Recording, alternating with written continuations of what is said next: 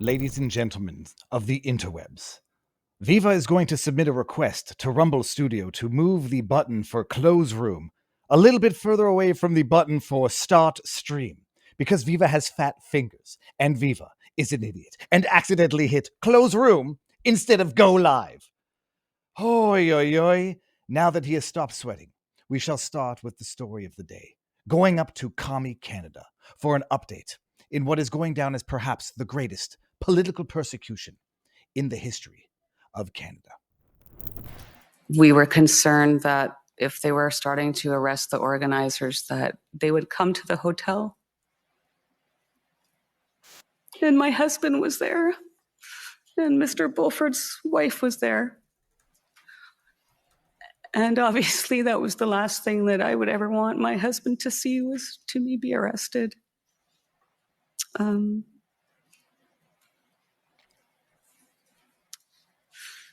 We definitely didn't want that sort of activity occurring at the hotel with a woman who had been so kind to us, actually who was about to lose her business until we showed up.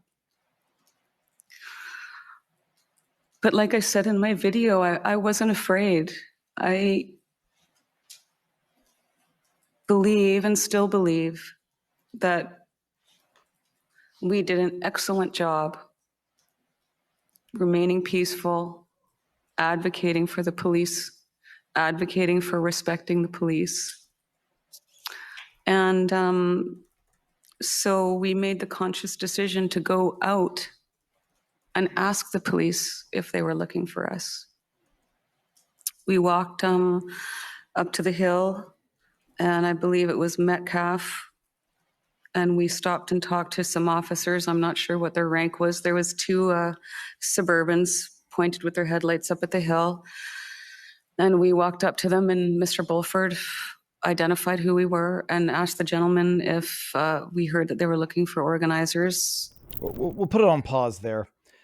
This is Tamara Leach, for those of you who don't know. She was one of the purported organizers of the greatest, most beautiful, most peaceful protest the nation of Canada has ever seen. She and Chris Barber, among others, had been thoroughly persecuted by the Canadian government. This was her testimony during the commission that was held after the violent suppression of the most peaceful protest in Canada, where Tamara Leach was testifying as to her moment of arrest when she was stopped on the street like a thug criminal and arrested for having participated in received monies for the trucker protest. And for anybody who doesn't remember what that looked like when she was arrested, here, I'm going to bring this up just so we can all refresh our collective memories. This was Canada. This was the culmination of the most beautiful 3-week protest against government overreach, government tyranny anybody had ever seen in the history of Canada, and I don't think I'm exaggerating. Switch? Yes. I'm good. Talk to you here for a second. Can I talk to you over here? Oh boy. So This is. I'll turn the volume down a little bit. Just back up, guys. Thank you. My coat's wet. Too. And me. It's wet? Yeah. Okay. Just doing their jobs, peeps. I'm not here the rest of you. Oh, you will be. Just me. What's that? Just doing their jobs. That was the moment of arrest of Tamara Leach on the streets of Ottawa. You would think you were in another era, but lo and behold, you're just in Justin Trudeau's Canada that has now been inherited by Mark J. Carney. Tamara Leach was arrested, charged with mischief, among other charges. She was put on the most insane bail conditions you could possibly imagine. They tried to lock her back up after she spent like a couple of weeks in pretrial detention. They tried to lock her back up on the basis that she violated her bail terms by attending an event that a judge authorized her to attend because she took a photograph with one of the other co-defendants at the time, Tom Morazzo, if I'm not making a mistake, posted it, or it was posted on social media, and they alleged that she violated the terms of her parole and they tried to lock her up. A nonviolent mischief charge. They had a trial. You'd think it was the trial of the millennium. And she was found guilty. I forget on which exact charges. It doesn't really matter at this point in time. Taking a trip down memory lane as I refreshed my memory on the details of this case. Here, back in the day, peeps, check this out. This is old school Viva before the Freedom Fro had grown in its entirety, talking about the Tamara Leach case as it was ongoing back then. Has to be 3 years ago now. Now, it was a CTV journalist, I would say journalist, but I don't have my second hand, who took to Twitter to accuse another blue checkmark on Twitter of providing misinformation, because that individual said indefinite jailing of someone accused of mischief should be outrageous. And then this journalist, his name is Kevin something, says, that's misinformation. She's not indefinitely jailed. Why, she's having her bail hearing today. To which I said, 12 days in pretrial detention on mischief charges is indefinite detention, regardless of whether or not she gets out. Indefinite detention is not permanent detention. So even if she gets out, which she should, she will nonetheless have been indefinitely detained on charges of mischief. So whatever, I called out that individual. And my goodness, did his tweet not age well, because they argued all day yesterday for the release of Tamara Leach via her defense attorneys. Prosecution argued all day that pretrial detention is necessary. The judge said, I've got to sit on this. I've been sitting since 9 o'clock this morning. I've got other obligations for the rest of the week. I'm going to render judgment on Monday. That will be over 2 weeks. It'll be 2.5 weeks after Tamara Leach was arrested on mischief charges. 2.5 weeks in jail. By the way, this was so early on, I still wasn't sure if it was pronounced Tamara Leach, Tamara Leach, Tamara Lick. That was February. That was right after they violently suppressed the protests. They, she had to think about it over the weekend in order to determine whether or not to release Tamara Leach pending trial on nonviolent mischief charges. Wait until the weekend's over, because what's another 2 or 3 days to an, as far as I'm concerned, wrongfully detained individual. Tamara Leach was convicted, and you won't believe what they're asking for in terms of a sentence for her. Now, I'm going to explain something in a bit, because I finally upped my ability to stream by plugging in a second computer screen, which we're going to see in a second. But I want to bring this up for you. You won't believe what they're asking for jail time for Tamara Leach and Chris Barber, the other defendant who was also found guilty on some nonviolent mischief charges. I was, thinking maybe I'd have Tamara Leach on to talk about it, but I don't think I'd be able to bite my tongue hard enough to not say something that might compromise her standing before the judge. They're asking for 7 years. I gotta bring this up. It's gonna blow your freaking mind. Straight from Tamara Leach's Twitter account, which says this: late yesterday afternoon, I received a copy of the Crown's materials for our upcoming sentencing hearing and can confirm they are seeking 7-year prison sentence for me and an additional year for Chris. That's Chris Barber. That would be 8 years for Chris Barber. Because what did they have the audacity of doing? At worst, they raised money for a protest that might have broken some laws. At worst, 7 years in jail. This is from the Crown's memorandum sentencing request. As previously stated, quote, the worst offense principle no longer operates as a constraint on the imposition of a maximum sentence and is not something reserved for an abstract case involving the worst crime and circumstances. Having said that, this is not an abstract case reflecting the worst case of mischief. It is the worst case of mischief. With this in mind, a 7-year sentence on that count for each Barber and Leach, and 1 year consecutive for Barber's role in counseling the disobeyance of a court order, when considered in the context of the Freedom Convoy and its impact, is proportionate to the gravity of the offense, the moral culpability of the offenders, and takes into consideration both the mitigating factors and both Leach and Barber's personal circumstances.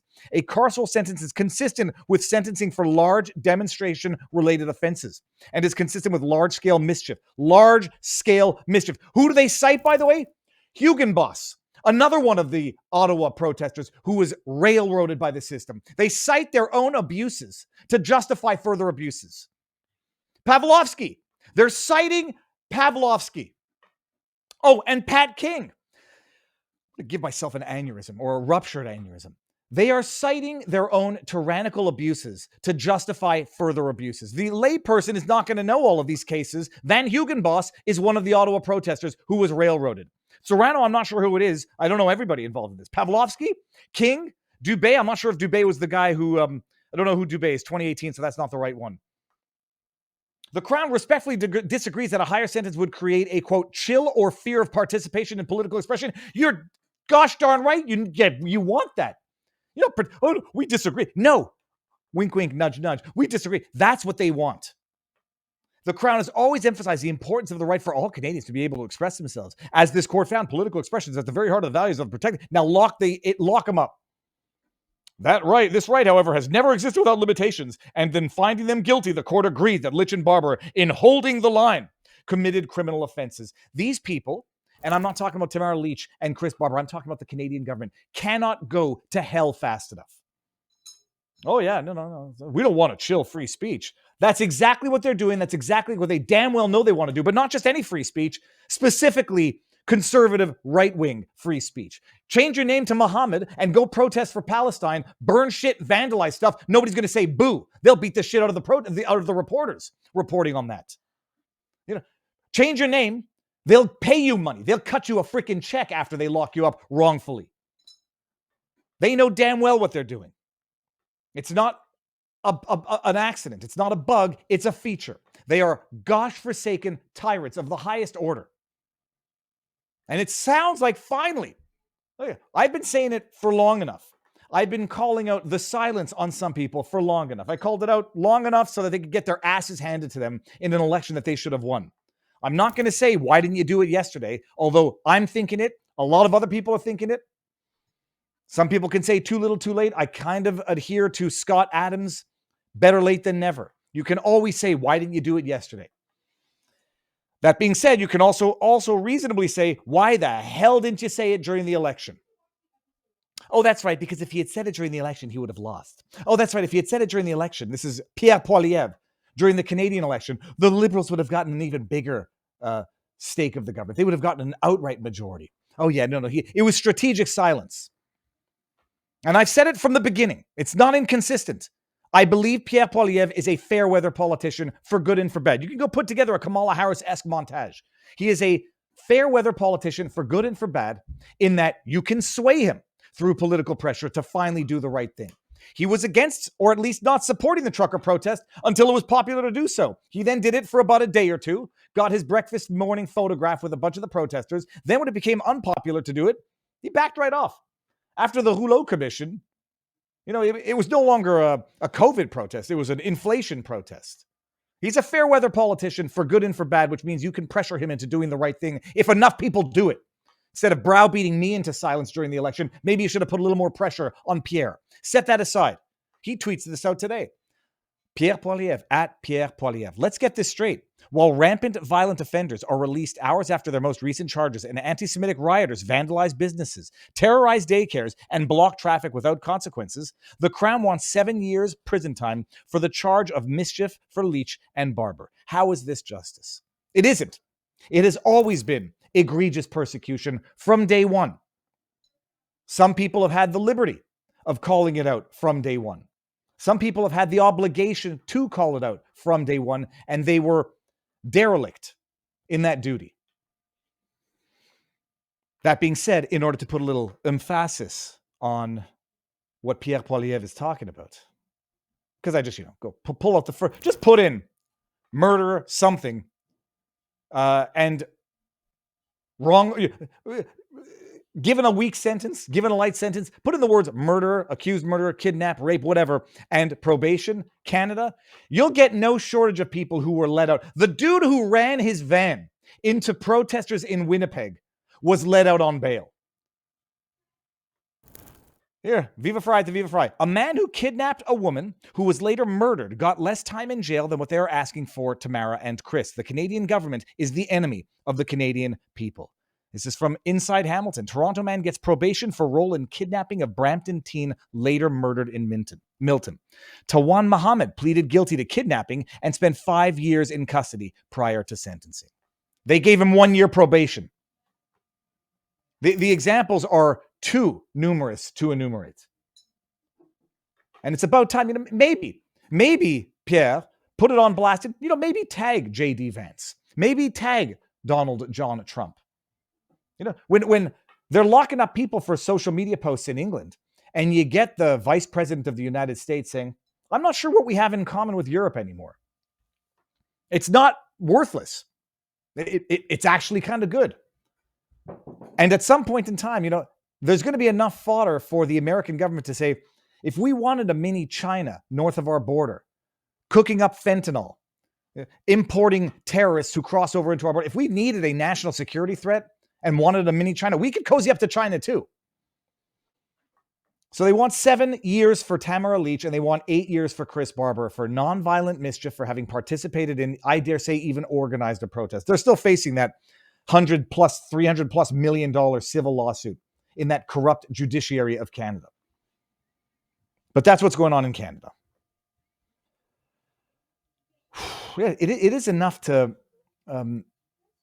irritate you.